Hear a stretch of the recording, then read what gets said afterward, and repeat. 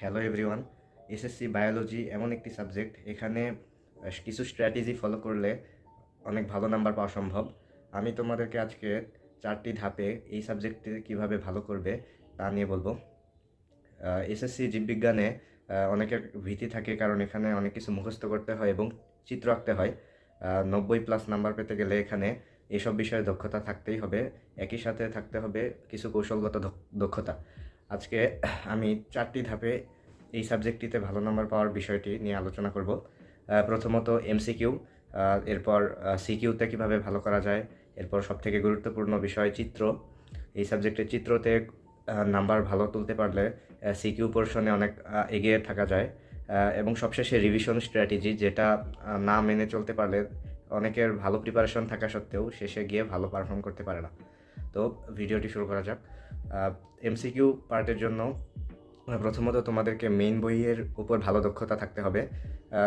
সারা বছর পড়াশোনার পর সবার কাছে দেখা যায় একটি দাগানো বই হয়ে যায়, সেখান থেকে গুরুত্বপূর্ণ এমসিকিউগুলো দেখা যায় অনেকাংশে চলে আসে।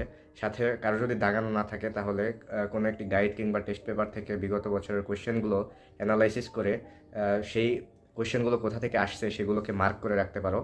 এরপর সেগুলো যখন বই রিডিং পড়া হচ্ছে সেই বিষয়গুলো কম সময়ে দ্রুততার সাথে গুরুত্বপূর্ণ বিষয়গুলো খুঁজে বের করতে সাহায্য করবে। এবং এমসিকিউতে ভালো একটি নাম্বার ওই বই রিডিং পরেই পাওয়া যায়। দেখা যায় অনেকে গাইডের শুধুমাত্র ডিফল্ট যেই এমসিকিউগুলো দেওয়া থাকে অথবা গাইড থেকে বানানো এমসিকিউ সেগুলো পরেই সময় নষ্ট করে, কিন্তু না, এভাবে না পড়ে মেইন বইকে গুরুত্ব দিয়ে শুধুমাত্র মেন বই 2বার পরীক্ষার আগে বা একবার ভালো মতো দেখে যেতে পারলে দাগানো লাইনগুলো, তাহলে এমসিকিউতে মোটামুটি ভালো করা সম্ভব।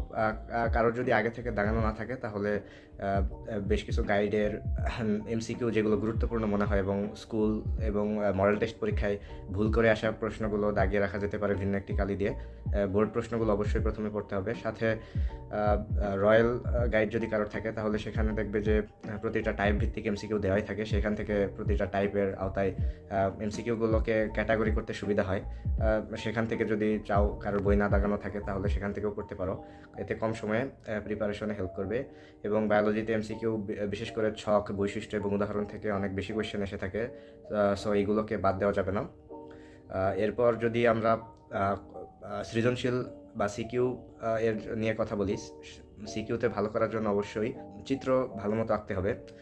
একই সাথে বর্ণনামূলক কোয়েশ্চেনগুলো বিশেষ করে গঠন এবং চিত্রই বেশি আসে। সাথে ঘ নাম্বারে দেখবে গুরুত্ব বিষয়ক প্রশ্নগুলো আসে, সেগুলোর জন্য মূল বই থেকে প্রতি বছর যেখান থেকে কোয়েশ্চেনগুলো এসে থাকে সেই কোয়েশ্চেনগুলো অ্যানালাইসিস করে বইয়ে যদি টপিক ভিত্তিক দাগিয়ে রাখা যায়, রিভিশনের আগে শুধু বইটিকেই রিভিশন ম্যাটেরিয়াল হিসেবে ব্যবহার করলে সিকিউ এবং এমসিকিউ উভয়ের প্রিপারেশন হয়ে যায়।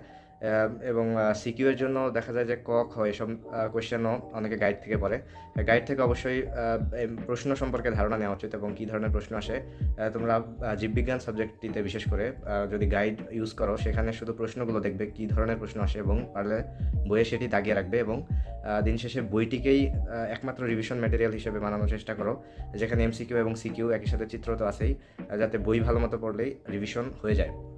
সিকিউ এর জন্য যে গুরুত্বপূর্ণ টপিক সেগুলো যদি কারোর লাগে তাহলে আমি সেগুলো একসাথে কম্পাইল করে ফাইল আকারে দিব এবং তোমরা যদি চাও পরবর্তী ভিডিওতে আমি এই টপিকগুলো নিয়ে আলোচনা করতে পারি। এরপর চিত্রতে যদি ভালো করতে চাও তাহলে অবশ্যই আগে থেকে যদি ড্রয়িং করার অভ্যাস থাকে কিংবা এই সাবজেক্টের ড্রয়িং করে থাকো তাহলে অবশ্যই সে আরেকবার করে প্র্যাকটিস করবে। পরীক্ষার আগে অবশ্যই চিত্র চিহ্নিত করে প্র্যাকটিস করা খুবই গুরুত্বপূর্ণ, কারণ চিত্র যদি চিহ্নিত করে প্র্যাকটিস না করা হয়, চিত্র যতই সুন্দর হোক, যদি চিহ্নিতকরণ ভুল হয় তাহলে অবশ্যই নাম্বার কাটা যাবে।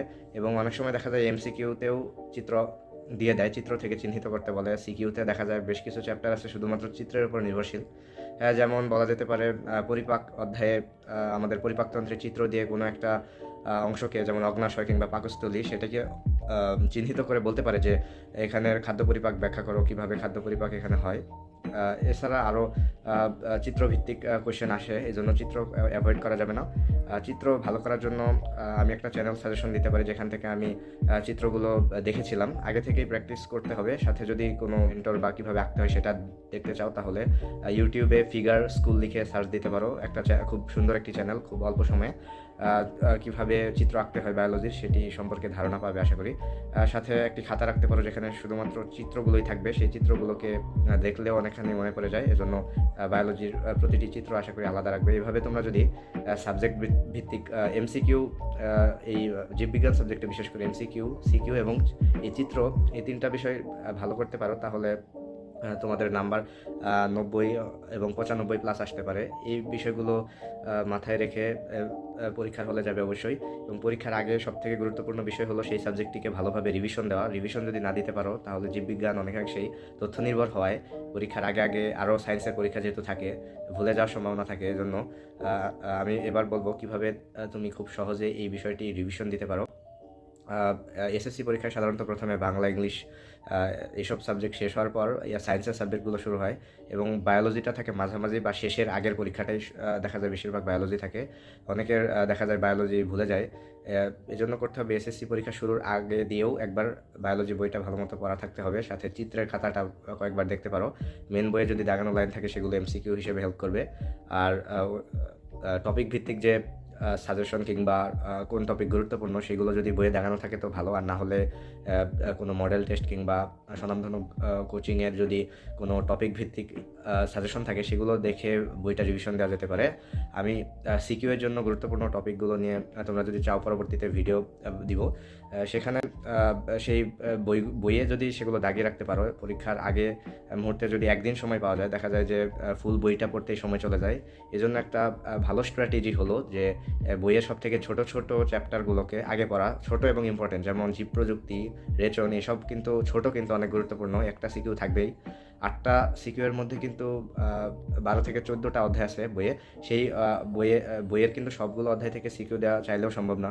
কিছু কিছু অধ্যায় আছে ছোট কিন্তু গুরুত্বপূর্ণ এবং আসবে, সেই অধ্যায়গুলোকে আগে পড়া এবং পরবর্তীতে গুরুত্বের ভিত্তিতে যে অধ্যায়গুলো সিকিউতে ভালো পারো সেগুলোকে পরে রাখা, এবং যেগুলোর সিকিউ গুরুত্বপূর্ণ কিন্তু একটু সমস্যা আছে সেগুলোকে আগে দেখে পরবর্তী সময়টুকু নিজের যে দক্ষতা, সেই দক্ষতা উপর ভিত্তি করে কাজ করতে হবে। অর্থাৎ তো যেটা ভালো পারো সেটাকে পরবর্তীতেও চাইলে করতে পারো, কিন্তু পরীক্ষার আগে অবশ্যই কোনো নতুন বিষয় পড়া যাবে না। যদি একটা অধ্যায় একেবারেই না পড়া হয় তাহলে সেটি স্কিপ করা যেতে পারে।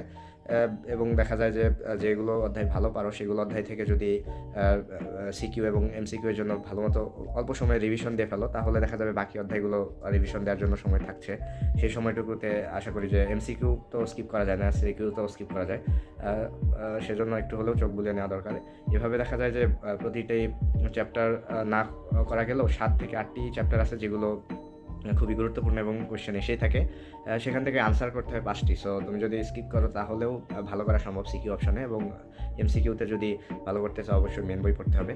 তো এভাবে পরীক্ষার আগে গুরুত্বের ভিত্তিতে রিভিশন দিলে এবং বই দাগিয়ে প্রতিটি টপিক ওয়াইজ যদি ক্যাটাগরি করে ইম্পর্টেন্সের ভিত্তিতে পড়তে পারো অবশ্যই ভালো করা সম্ভব। এই পদ্ধতি অবলম্বন করে আমিও এসএসসি পরীক্ষায় 97 নাম্বার পেয়েছিলাম। আশা করি তোমরা ভালো করবে। কোনো ধরনের কোয়েশ্চেন থাকলে আমাকে কমেন্টে জানাতে পারো। এছাড়া যদি অন্যান্য সাবজেক্ট ভিত্তিক ভিডিওগুলো চাও কিংবা টপিক ভিত্তিক অ্যানালাইসিস লাগে তাহলে আমাকে জানাবে, আমি অবশ্যই এই বিষয়ে ভিডিও দেওয়ার চেষ্টা করব।